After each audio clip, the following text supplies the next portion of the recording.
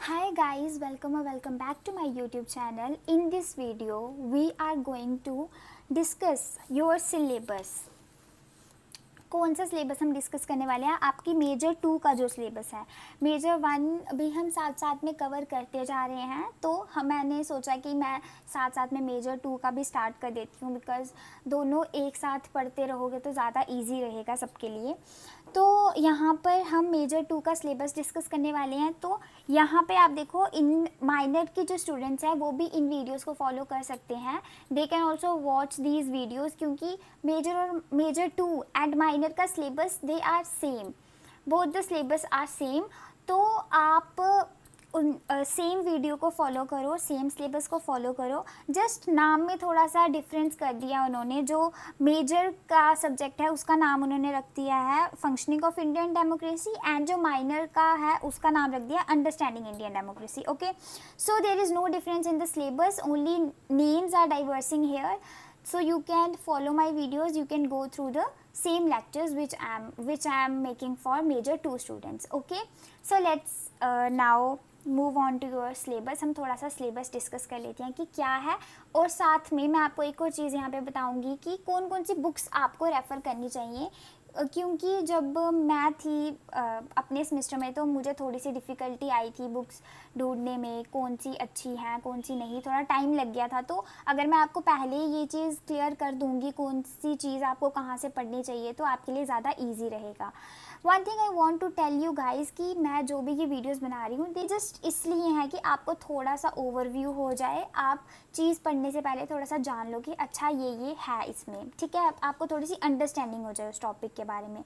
लेकिन जो आंसर आपने लिखना है या फिर जो मटेरियल है वो मेरा मटेरियल तो आप लोग ऑफ कोर्स उसको तो आप देखोगे ही, बट उसके साथ साथ आप प्लीज़ और भी चीज़ें और भी सोर्सेज को रेफ़र करना। क्योंकि आप कॉलेज में जितने ज़्यादा सोर्सेज से पढ़ोगे, जितने ज़्यादा चीज़ें कलेक्ट कर सकते हो उतनी कलेक्ट करना। क्योंकि एक जो टॉपिक है ना वो बहुत डाइवर्स है, उसमें बहुत सारा नॉलेज है, बहुत सारा मटेरियल उसमें होता है, बट मैं एक वीडियो में इतना कुछ कवर नहीं कर सकती हूँ। तो मैं जस्ट आपकी अंडरस्टैंडिंग के लिए ये वीडियोज़ बना रही हूँ। सो आप कोई ना कोई बुक ज़रूर रेफ़र करना, और अगर आपको कोई भी कन्फ्यूज़न है कि कौन सी बुक अच्छी है, कौन सी पढ़नी चाहिए इस टॉपिक के लिए, तो मैं उसके लिए भी एक वीडियो बना दूँगी। Do let me know in the comment section. So let's now discuss the syllabus. सबसे पहले आप देखो यहाँ पर आपका यूनिट नंबर 1 जो है उसमें सबसे पहले हमने पढ़ना है एवोल्यूशन ऑफ डेमोक्रेसी। तो ये टॉपिक जो है ये थोड़ा सा आप मानो कि not difficult, but you will find difficulty in finding this topic Google पे या कहीं पे। आपको ये टॉपिक मेनली गूगल से ही मिलने वाला है, किसी बुक पे ये इतने अच्छे से नहीं दिया हुआ है, और वो भी आपको इसमें कॉलोनियल पर्सपेक्टिव से लिखना है। मतलब कि you have to be in that time जब कॉलोनियल पीरियड चल रहा था, जब कॉलोनीज़ बनी हुई थी, उस टाइम पे एवोल्यूशन कैसे हुआ। तो इसमें आपने स्टार्टिंग से ही करना है कि सबसे पहले कैसे ओरिजिन हुआ, देन कैसे वो फैला, कहाँ कहाँ फैला, और फिर हमें लास्ट में एंड कैसे करना है कि वो इंडिया तक कैसे पहुंचा। ऐसे हम इस टॉपिक का एंड करेंगे, ठीक है। उसके बाद आप सेकेंड टॉपिक जब देखोगे, यहाँ पे है democracy in India, constitutional perspective. So this topic you can refer from Laxmikanth. Okay, Laxmikanth book ले लो सब लोग, वो आपकी आगे तक बहुत काम आने वाली है। So I will show you ये कौन सी बुक है। This one is Laxmikanth. Guys look at this book is Laxmikanth, और इसका नाम इंडियन पॉलिटी है जो एम लक्ष्मीकांत ने लिखी हुई है। In this book you will find maximum of your topics. Okay, so you can see here आपको मैक्सिमम टॉपिक्स यहाँ पे मिल जाएंगे। तो यहाँ पर जो ये है ना हिस्टोरिकल बैकग्राउंड, इसमें यही चीज़ बताई हुई है कि कैसे फॉरेन कंपनीज़ इंडिया में आई, किस तरीके से उन्होंने इंडिया में डोमिनेंस किया, और किस तरीके से इंडिया में कॉन्स्टिट्यूशन को बनाने का प्रोसीजर जो है वो स्टार्ट हुआ। तो आपको यही चीज़ें अपने आंसर में मेंशन करनी है। This is the main thing. ये जो दो आपके टॉपिक्स हैं ना, इन दोनों टॉपिक्स को आप पढ़ोगे अच्छे से, यू विल रीड देम, और इसमें से जो आपको लगेगा कि आपके आंसर के साथ कनेक्ट कर रहे हैं पॉइंट्स, वो पॉइंट्स आप इधर से रेफ़र करोगे। पढ़ोगे। और नोट्स में तो मैं आपको बता ही दूंगी क्या क्या चीज़ें हैं क्या नहीं है, बट फिर भी आप इसे एक बार ज़रूर पढ़ना। Okay, so this was our first book. उसके बाद जो ये पार्लियामेंट्री डेमोक्रेसी है, then India's democracy in comparative perspectives of UK and US. तो ये पार्लियामेंट्री डेमोक्रेसी भी, पार्लियामेंट्री सिस्टम इंडिया में आपको लक्ष्मीकांत में ही मिल जाएगा।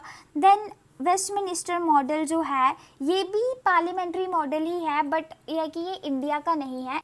तो ये वेस्टमिनिस्टर मॉडल जो है ये यूनाइटेड किंगडम का मॉडल है। तो यहीं से इंस्पायर होकर हमने अपना पार्लियामेंट्री सिस्टम स्टार्ट किया था। तो इस मॉडल को भी हमने पढ़ना है और पार्लियामेंट्री डेमोक्रेसी को कंपेयर करने की क्या क्या चीज़ें हमने सेम अडॉप्ट की हैं, क्या क्या चीज़ें हमने डिफरेंस रखा है थोड़ा सा। ओके, उसके बाद नेक्स्ट है हमारा Indian democracy in comparative. UK और यूएस के कंपैरिजन में हमने अपना इंडियन डेमोक्रेसी को देखना है। ये तो आपको गूगल पे आसानी से मिल जाएगा, यू कैन गूगल इट, वहाँ से आपको आराम से मिल जाएंगे डिफरेंसेस क्या क्या हैं। ओके, तो उसके बाद हमारा यूनिट 2, दिस जो ये यूनिट है इसमें जो ये टॉपिक्स हमारे functioning of Indian democracy during Nehruvian era and then post Nehruvian era. तो हमें दोनों बताने हैं, नेहरूवियन इरा में क्या कैसे थी डेमोक्रेसी और पोस्ट नेहरूवियन इरा, मतलब कि जब पीएम नेहरू की डेथ हो गई थी उसके बाद डेमोक्रेसी की क्या सिचुएशन थी। तो इन टॉपिक्स के लिए I will recommend you this book. This is हमारी 12th क्लास की एनसीईआरटी है ये। It is best book for these topics, क्योंकि इसमें हमने पढ़ा था, इफ़ यू रिमेंबर जिन्होंने पॉलिटिकल साइंस रखी थी, हमने यहाँ पे पढ़ा था नेहरूवियन इरा और पोस्ट नेहरूवियन इरा। तो यहाँ पर जब ये era of one party dominance है ना, हमारा चैप्टर 2, तो ये वाला जो हमारा चैप्टर है ये हमें नेहरूवियन इरा बताता है।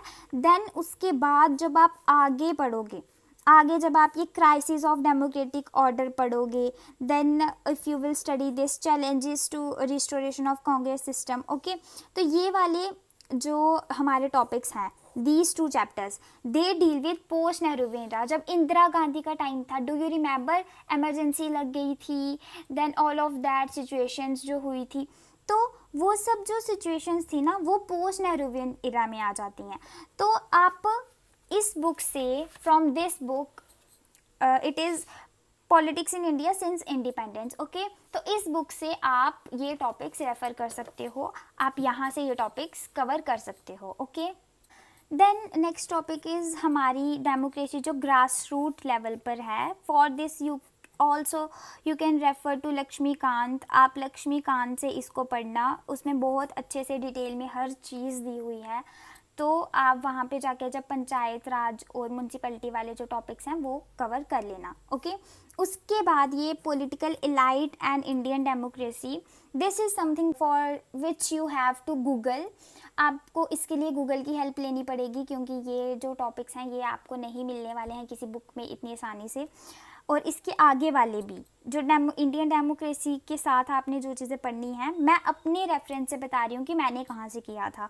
मैंने यहाँ से आगे के जो टॉपिक्स थे, unit 3 and unit 4, for both of these topics मैंने जस्ट पॉइंट्स लिखे थे, पॉइंट्स को ही एक्सप्लेन किया था, और वो पॉइंट्स मैंने कुछ खुद से बनाए थे और कुछ मैंने गूगल किए थे, या you can also take help of ChatGPT for this. Okay, but ChatGPT पे ये होता है कि थोड़े छोटे आंसर्स आते हैं, बट ये है कि यू कैन गेट पॉइंटर्स। आपको एक बार पॉइंटर्स मिल गए फिर आप उसको अपने हिसाब से एक्सप्लेन कर लो आगे, बट उसमें कम पॉइंट्स आते हैं। तो आपको उस जब आंसर लिखना पड़ता है उसमें आपको थोड़े ज़्यादा पॉइंट्स लिखने पड़ते हैं, तो उसके हिसाब से देख लेना। और मैं तो बता ही दूंगी आपको पॉइंट्स, बट अगर आपको और ज़्यादा हेल्प चाहिए तो you can refer to ChatGPT और Google extra for these both of these units.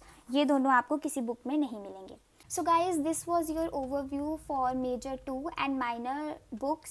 अब ये दोनों बुक्स का ये सिलेबस है और इसी सिलेबस को हम अपनी नेक्स्ट वीडियोस में कवर करने वाले हैं। From tomorrow we will be covering your units topic wise. अच्छे से हम एक एक टॉपिक को अच्छे से करेंगे with explanation, with each and every detail. So I wish you all the best for your studies. Keep studying, keep growing. I'll see you soon in my next video. Thank you so much for watching this video guys. Take care. Bye bye.